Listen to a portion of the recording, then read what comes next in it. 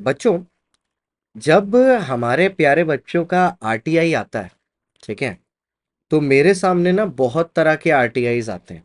आरटीआईज right to information, जब बच्चे अपना पेपर वापस मंगाते हैं इंस्टीट्यूट की तरफ से, तो बहुत सारे आंसर्स आते हैं मेरे पास कुछ ऐसे पेपर्स भी आते हैं जिनमें बहुत अच्छा बच्चों ने परफॉर्म किया है, जिसमें मैं देखता हूँ कि उनका पैटर्न ऑफ राइटिंग क्या है। तो कुछ ऐसे पेपर भी आते हैं जहां पर बच्चों ने अच्छे से नहीं लिखा और आईसीआई ने नंबर काटे।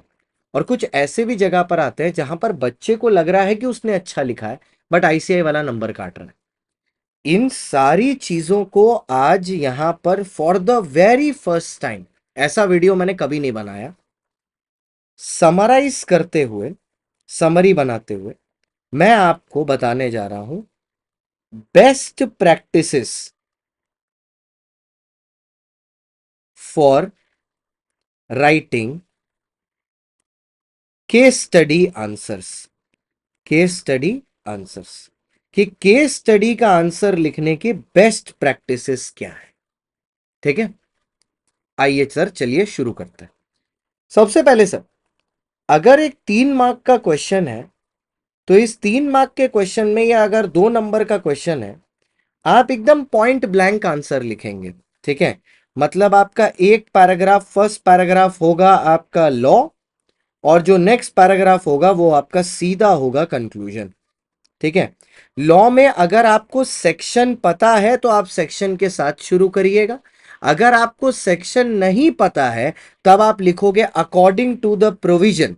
You will use the word according to the provision. अगर सेक्शन नहीं पता है तो you will write according to the provision. अब जो एक्ट है, या तो कंपनीज एक्ट है, कंपनीज एक्ट, ठीक है, या कोई सेल ऑफ गुड्स एक्ट तो सेल ऑफ गुड्स एक्ट, अगर इंटर का देख रहे हैं फेमा तो फेमा।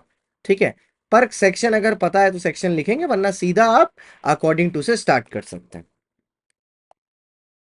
दूसरा, अगर 4 नंबर का क्वेश्चन है, 4 मार्क्स, ठीक है, तो इसमें आप लॉ भी लिखेंगे, आप एनालिसिस भी लिखेंगे, ठीक है, और कंक्लूजन भी लिखेंगे। Same goes for a 5 mark, same goes for a 6 mark, और फाउंडेशन में आता है, इंटर में तो आता नहीं है। Same goes for a 7 mark.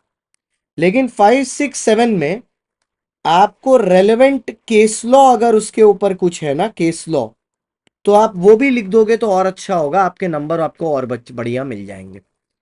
अब एक तरह का क्वेश्चन जो आजकल फाउंडेशन में काफी ज्यादा पूछे जाने लगे हैं, वो है लॉन्ग क्वेश्चंस, मतलब लॉन्ग बड़ी केस स्टडी। अब अगर आप इस बड़ी केस स्टडी में एक बात नोटिस करोगे, ठीक है, जैसा मे के क्वेश्चन ईयर में आया भी था, मैं एक बार जस्ट खोल के दिखाना चाहता हूं आपको। ठीक है, I just show you once. ठीक है, इंस्टीट्यूट की वेबसाइट पर ही जस्ट शो यू वंस। मैं इन तरह के क्वेश्चंस की बात कर रहा हूं। कहाँ गए question paper, question paper, I just show you.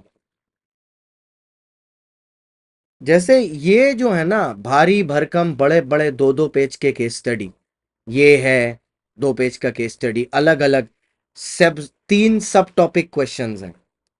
अगर आपके पेपर में इस तरह की केस स्टडी आ रही है, जहां पर आप देख रहे हो कि कंक्लूजन में 2-3 पॉइंट पूछे गए हैं, ठीक है, ध्यान से सुन लेना, कंक्लूजन में 2-3 पॉइंट पूछे गए हैं, ठीक है, यहां पर अलग लॉ है, यहां अलग लॉ है, यहां अलग लॉ है, तो ऐसे में मैं क्या रेकमेंड करूंगा, आप ये ट्रेडिशनल जो फॉर्मेट है ना, इसको छोड़ दीजिए, इसको मत यूज करिए।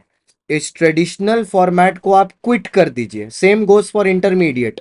अगर वो देख रहे हैं कि 2-3 कंक्लूजन पूछे गए हैं जो अलग अलग कानूनों को रेफर कर रहे हैं, अलग अलग प्रोविजंस को, ये फॉर्मेट आप क्विट कर दीजिए। अब आप तब क्या करिए, यू फॉलो दिस। आपने यहां पर क्वेश्चन नंबर लिखा, लेट्स से क्वेश्चन नंबर 2 है, आपने लिखा, उसके बाद आप लिखो पॉइंट 1। पॉइंट 1 का आप लॉ लिखो, उसको कंक्लूड कर दो। फिर पॉइंट 2 में जाओ, उसका लॉ लिखो, उसको कंक्लूड कर दो। मतलब instead of treating it as a 7 mark question, you start treating it as a 2-2 mark question, and individually सबका लॉ लिख के इंडिविजुअली सबको कंक्लूड कर दो। ये मैंने देखा है टॉपर की शीट में, और ये मैंने अडॉप्ट किया है सजेस्टेड आंसर्स से, और इसलिए आपके लिए समराइज करके ये मैं लेके आ रहा हूं। तो ये तब करना है जब आप देख रहे हो कि एक से ज्यादा कानून कहीं पर लग रहा है।